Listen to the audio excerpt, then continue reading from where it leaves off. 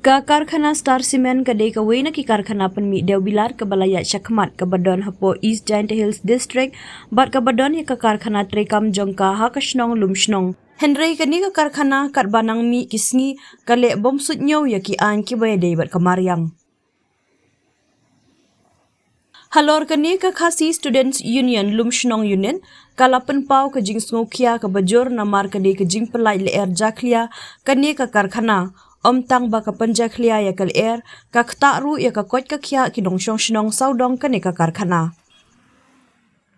ka KSU kalapen pau ba kani ka karkhana kala le bomsalia ya ki an yadak na ka jingpen jakhlia ya kal air bar ka kawa bat ki nong shong shnong ka than lum shnong ki hab ban im ya ka jing im ka besertok ban ring penhiar mensim ya kal air jakhlia kani ka karkhana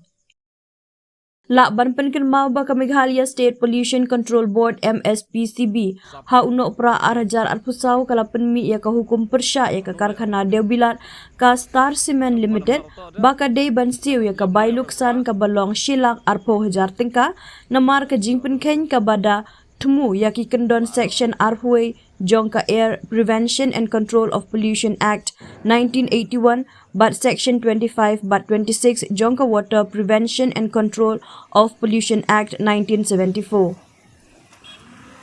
Ya kene ka hukum la penmi hadin baka board kala lap baka Star Cement kala penken ya ki kendon penmi ya kal air jakhlia na ki unit Jongka ha utai usnam. Bat kala lap ru baki kor pednya ya ke jimpen mi lyer jakhlia online continuous emission monitoring system jongka karkhana ki long ki bom trekam.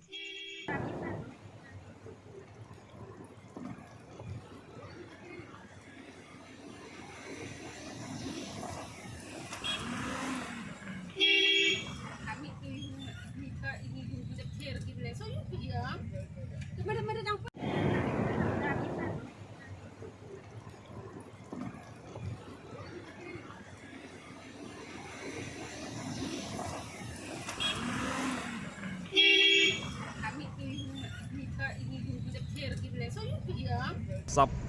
piyo anu lek company em khon amna to dep yap no yap rem keba pa piyo atuh pa ano